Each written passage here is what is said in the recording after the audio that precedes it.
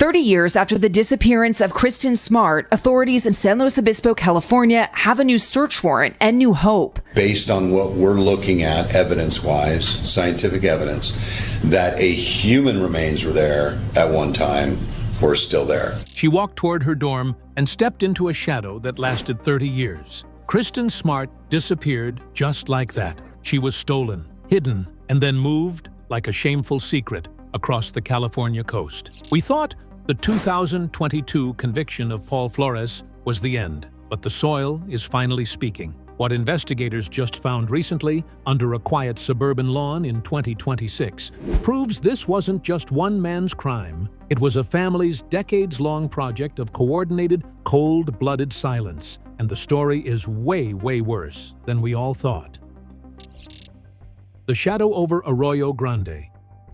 The air in the quiet coastal community of Arroyo Grande changed on the morning of May 6, 2026. 3 decades passed, the neighborhood had lived with a dark, open secret, a house on East Branch Street that many believed held the final piece of California's most haunting puzzle. As black SUVs and forensic units descended upon the home of Susan Flores, the mother of convicted killer Paul Flores, the world realized that the closed case of Kristin Smart was far from over. This wasn't just a routine check. It was a high-stakes, technologically advanced operation born from a sealed warrant and fresh investigative leads. The public has asked the same agonizing question for years. How can you have a killer behind bars but no victim to bury? Paul Flores is currently serving 25 years to life. Yet the Smart family remains in a purgatory of grief. This latest surge in activity, however, has brought us closer to the terrifying truth than ever before. We aren't just talking about tips or rumors anymore. We are talking about hard scientific data that suggests Kristin Smart was not just a missing person, but a body that was treated like a piece of evidence to be hidden, moved, and managed by a family for 30 years. On May 8, 2026, San Luis Obispo County Sheriff Ian Parkinson stood before a bank of microphones and delivered a statement that chilled the Central Coast to its core. He confirmed that new soil testing at the Flores property had returned positive results. In forensic terms, this means that scientists found chemical compounds and volatile organic markers that are strictly consistent with human decomposition. They used soil vapor sampling, a cutting-edge technique that detects the literal ghost of a body in the earth. The sheriff didn't mince words. He stated that human remains were either there at one time or are still there. Think about the weight of that sentence for a moment. It confirms the darkest theory held by investigators for decades. Kristin was likely right there, just feet away from where Susan Flores slept, cooked, and lived her life. It suggests that while the community was holding vigils and the Smart family was pleading for help, the earth beneath that Arroyo Grande home was holding a secret that the Flores family refused to yield. The headline, "It's way worse than we thought," refers to this exact realization. It's one thing to lose a child to a predator, it's another to discover that the predator's entire support system may have spent 30 years playing a shell game with her remains to stay one step ahead of the law. The search, which concluded on May 9th, involved ground-penetrating radar that can map anomalies deep beneath the concrete and soil. While the physical remains of Kristin were not recovered in this specific 3-day window, the positive soil results have shifted the investigation into a new aggressive phase. Authorities are now evaluating samples that could prove Kristin was buried under the deck or in the backyard, and then moved right before police arrived during previous searches in years past. This moved body theory has long been the centerpiece of the prosecution's belief that Paul didn't act alone in the aftermath of the crime. Sheriff Parkinson's commitment has been unwavering. Until we have Kristin, everything is still wide open. This isn't just about a conviction anymore, it's about a recovery. It's about the fact that even after 30 years, the soil doesn't lie. The technology has finally caught up to the lies, and the positive results at Susan's home have turned the focus from the killer in prison to the family members who might still be holding the map to Kristin's final resting place. The mystery of her location is unraveling, and the threads lead directly back to a backyard that has been searched a dozen times before, proving that the Flores family's silence was built on a foundation that is finally starting to crumble. But how could a body be hidden in plain sight for 30 years? Let's go back to the night where the silence first began. Where is Kristin? We travel back to the Memorial Day weekend of 1996. The setting was San Luis Obispo, a picturesque college town where the air usually smelled of eucalyptus and ocean mist. Kristin Smart was a 19-year-old freshman at Cal Poly, a young woman described by her peers as a lively, glowing presence with her whole life mapped out in front of her. But on the night of May 24th, that trajectory was violently severed at an off-campus party on Crandall Way. It was a typical college gathering: loud music, red plastic cups, and the carefree invincibility of youth. But lurking in the corners was a predator who had already earned a reputation for being unsettling. That predator was Paul Flores. While Kristin was enjoying her night, witnesses later recalled seeing Flores hovering near her, watching with a persistence that felt predatory even then. As the party wound down into the early hours of Saturday morning, Kristin was found passed out on a neighbor's lawn.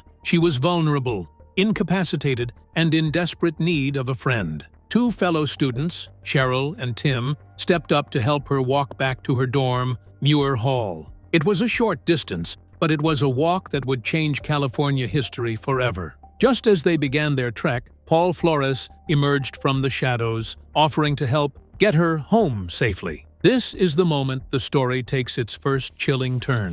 Tim and Cheryl, believing they were handing Kristin over to a fellow student with good intentions, eventually peeled off to their own residences, leaving Kristin alone in the dark with Paul Flores. According to Paul's original statement, he walked her as far as his own dorm, Santa Lucia Hall, and watched her walk the final short stretch to her building. But she never made it. Kristin Smart vanished into the thin, cool air of that May night, leaving behind her jewelry, her ID, and her shoes in her room, items she never would have left voluntarily. The immediate aftermath was a masterclass in institutional failure. Because it was a holiday weekend, campus police were slow to act, dismissing Kristin as a runaway or a student who had simply taken a spontaneous trip. They ignored the frantic calls from her parents, Stan and Denise Smart, who knew instantly that something was wrong. This delay gave Paul Flores something more valuable than any lawyer: time. He had days to clean, days to talk to his family, and days to figure out how to hide what he had done. By the time investigators finally realized Kristin wasn't coming back, the trail had already begun to go cold. The most damning piece of early evidence was literally written on Paul's face. When he showed up for his first police interview, he had a prominent, dark black eye. His story changed every time he was asked about it. First, he claimed he got it playing basketball. Then, he said he hit his head on his truck while fixing the radio. Investigators weren't buying it. To them, and to anyone looking at the photos from that week, it looked like a defensive wound, the kind of injury someone gets when a victim is fighting for their life. Yet, despite the suspicion and the lack of an alibi, Paul Flores walked out of that station a free man. The silence that began that night would stretch for decades, turning a missing persons case into an agonizing endurance test for the Smart family. But even as the police stalled, the community began to whisper about the boy they called Chester the Molester. Who was Paul Flores really? And what dark secrets was he harboring long before that night on Crandall Way? Not the typical suspect. Time to look into the chilling character of Paul Flores himself. Long before he was a convicted murderer, Paul was a man who moved through the world with a disturbing sense of entitlement and a complete lack of empathy. At Cal Poly, he wasn't just an average student. He was a social pariah known by the derogatory nickname Chester the Molester. This wasn't a name born from a single misunderstanding, but rather a collective warning issued by the women of the campus who felt his predatory gaze. He was known for lurking in the shadows of parties, following women back to their dorms, and making people feel fundamentally unsafe. This background is crucial because it paints a picture of a man who didn't just snap one night. He was a hunter who finally found a victim he could isolate. When investigators finally began to dig into Paul's life, they found a pattern of behavior that pointed toward a deeply disturbed individual. He had a history of alcohol-related incidents and a reputation for being aggressive when rejected. However, the most haunting aspect of the Paul Flores enigma was his absolute stone-cold silence. In his early interviews, he was described as detached, showing zero concern for the missing 19-year-old girl he was last seen with. Even when confronted with the inconsistencies of his black eye story, which shifted from a basketball injury to a mechanical mishap with his truck, he remained eerily calm. It was the calm of someone who felt protected not by innocence, but by a family structure that was already circling the wagons to defend him at any cost. The psychological profile of Flores reveals a man who viewed Kristin Smart not as a human being, but as a problem to be solved and then hidden.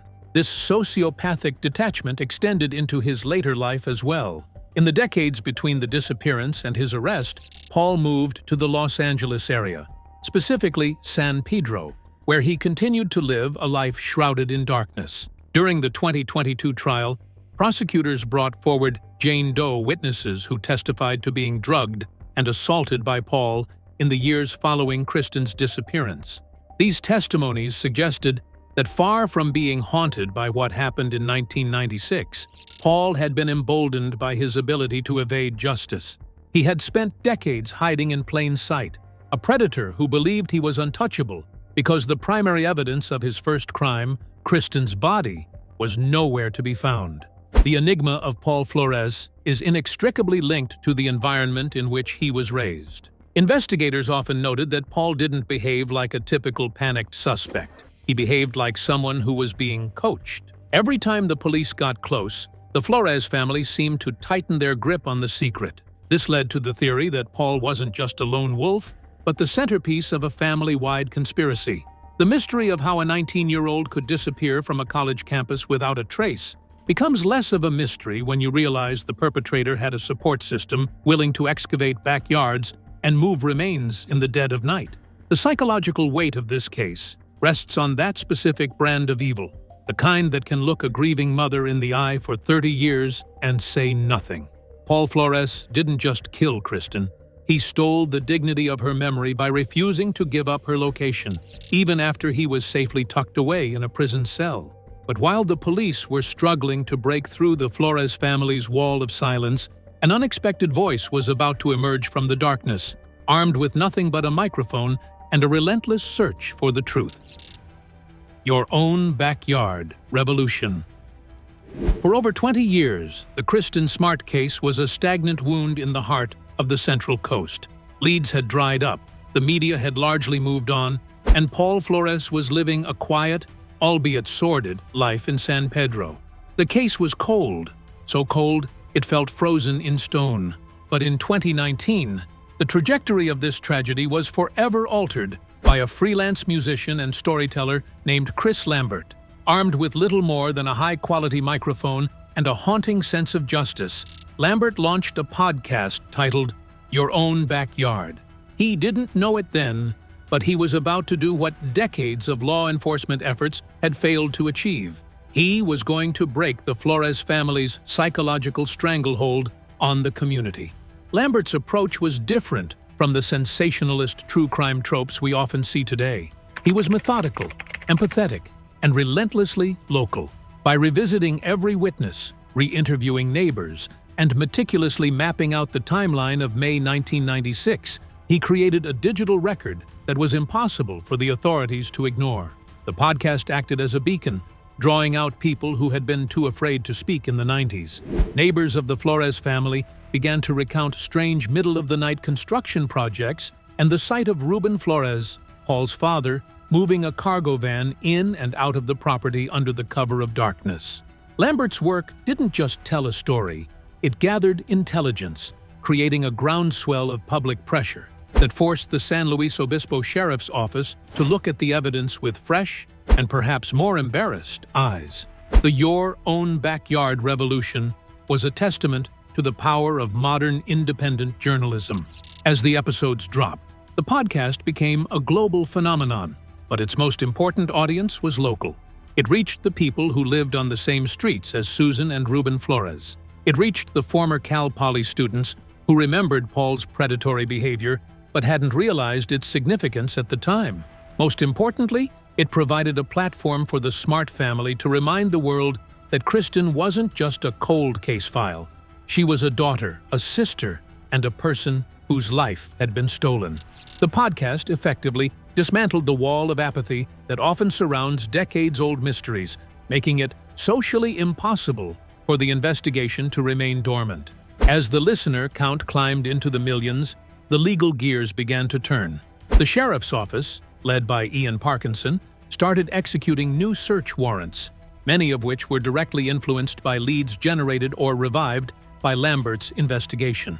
We began to see the use of specialized dogs and eventually the ground-penetrating radar that would point toward the soil beneath Ruben Flores's deck. The podcast had created a culture of accountability. Every time a new episode aired, the spotlight on Paul Flores grew brighter and hotter. He could no longer hide in the anonymity of Los Angeles. He was once again the most talked-about man in California.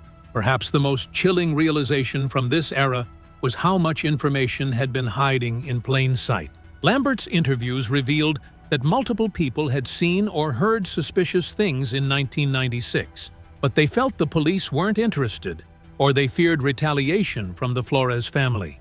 By giving these people a safe space to talk, Your Own Backyard provided the missing links that linked the 1996 disappearance to the 2021 arrests.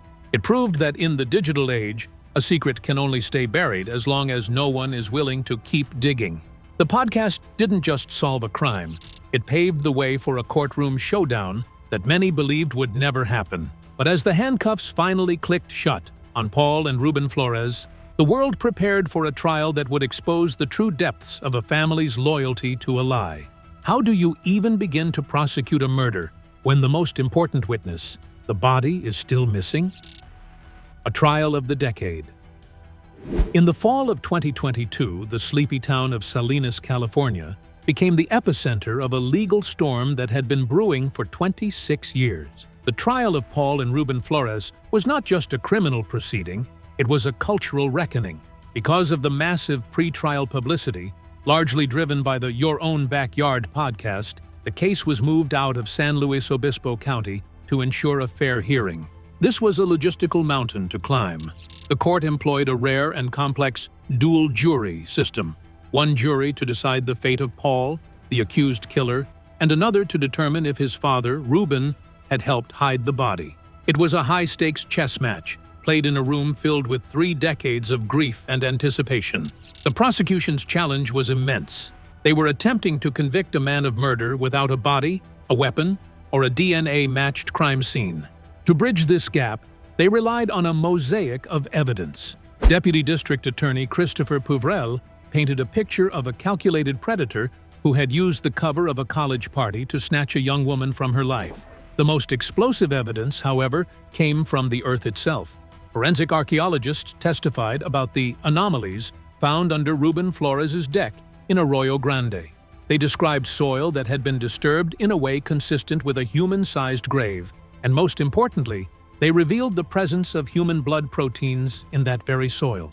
The jury was shown images of a dark, stained patch of earth that suggested Kristin had been buried there for years before being moved. The defense, led by Robert Sanger, fired back with a strategy of reasonable doubt and aggressive dismissal. They characterized the prosecution's case as a conspiracy theory, fueled by a popular podcast. They attacked the credibility of the soil samples, argued that the blood proteins could have come from anything, and painted the Flores family as victims of a 30-year witch hunt. For weeks, the courtroom was a battlefield of technical jargon and emotional testimony. Stan and Denise Smart sat in the front row every single day, their faces etched with the exhaustion of a 3-decade marathon. They had to listen to the defense describe their daughter as a flighty teenager, while watching Paul Flores sit just a few feet away, often appearing bored or indifferent to the proceedings. One of the most haunting moments of the trial came from the Jane Doe witnesses. These women, who had no connection to Kristin Smart, testified about their own terrifying encounters with Paul Flores in the years following 1996. One woman recounted being drugged and raped by him in his San Pedro home, providing a chilling look at the man he had become. This testimony was crucial because it dismantled the defense's image of Paul as a misunderstood, nice guy. It showed a pattern of predatory behavior that aligned perfectly with the night Kristin vanished. It wasn't just about what happened in 1996. It was about the danger Paul continued to pose to society every day he remained free. On October 18, 2022, the tension in the Salinas courthouse reached a breaking point. After days of deliberation, the verdicts were ready. First, the jury for Ruben Flores returned a not guilty verdict for accessory after the fact, a crushing blow to many who believed he was the architect of the cover-up. But then, the second verdict was read. Paul Flores was found guilty of first-degree murder for the first time in 9,642 days. There was a legal acknowledgement that Paul had killed Kristin Smart. The courtroom erupted in a mixture of gasps and stifled sobs. While the lack of a conviction for Ruben felt like a hole in the justice system, the guilty verdict for Paul was the mountain the Smart family had been trying to climb since their daughter was 19 years old. The 2022 conviction was a monumental victory, but it left a gaping, painful wound. Paul was headed to prison for 25 years to life, but he hadn't uttered a single word about where he had put Kristin. The legal win didn't provide the one thing the Smarts needed most: a place to lay their daughter to rest. The trial proved he was a killer, but it didn't force him to be a human being. If Paul was now behind bars, why did the investigation suddenly turn its sights back to his mother's house with such intensity recently? The darkest secret. While the law focused its hammer on Paul, the court of public opinion and the instincts of veteran investigators remained fixed on the rest of the Flores family. The phrase, "it's way worse than we thought," isn't just a commentary on the murder itself, but on the chilling possibility of a multi-generational conspiracy. For 30 years, the theory has persisted that Paul didn't just kill Kristin. He was assisted in the disposal of her body by his father, Ruben, and potentially his mother, Susan. The recent developments have only strengthened this dark suspicion. When we look at the timeline, it becomes clear that the Flores family didn't just protect their son, they potentially turned their own private properties into a revolving door of burial site, moving Kristin's remains whenever the heat from the police became too intense. This family effort is what makes the Kristin Smart case uniquely horrifying.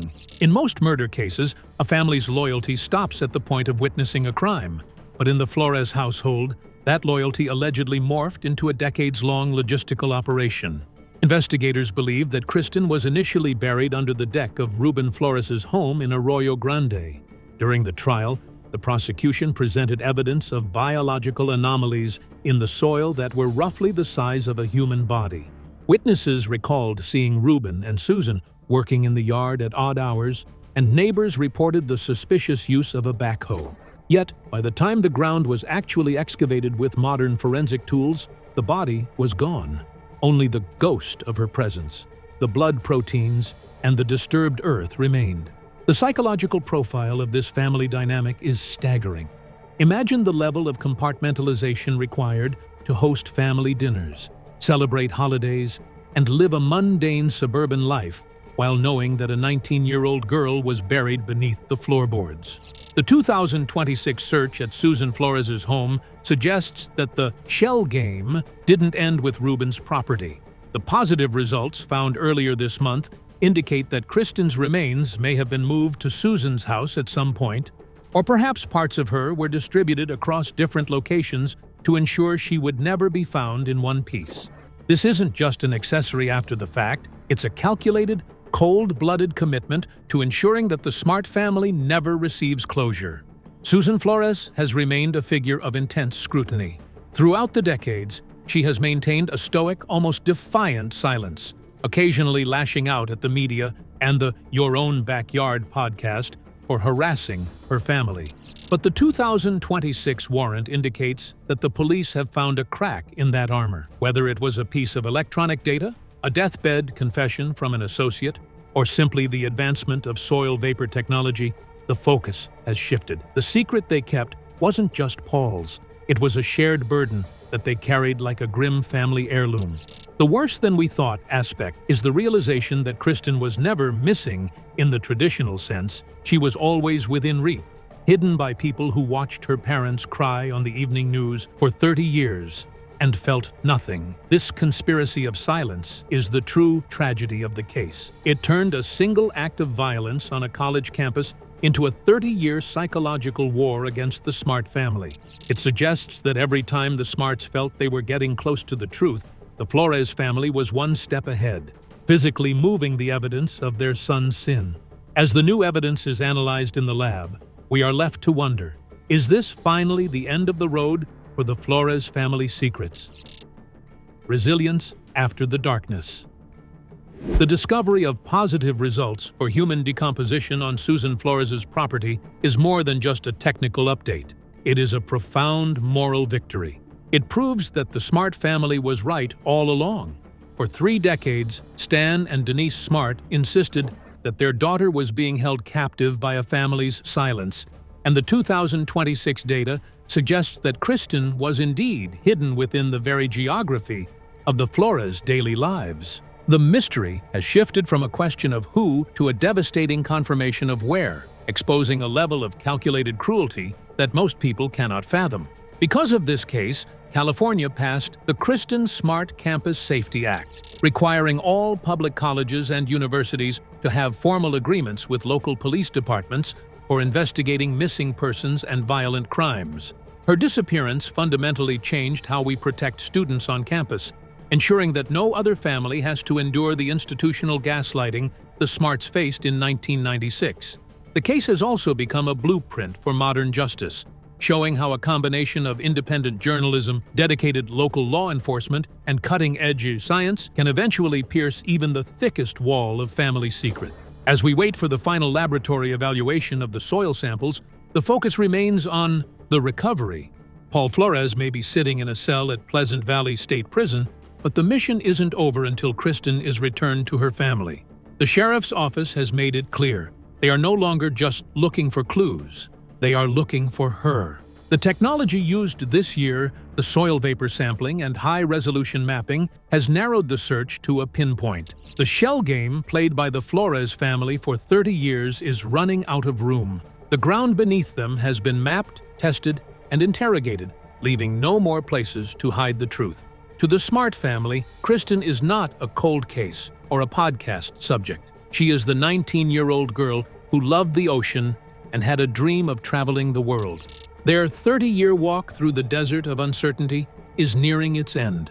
Whether the final recovery happens this month or next, the events of 2026 have ensured that the Flores family's darkest secret is no longer theirs to keep.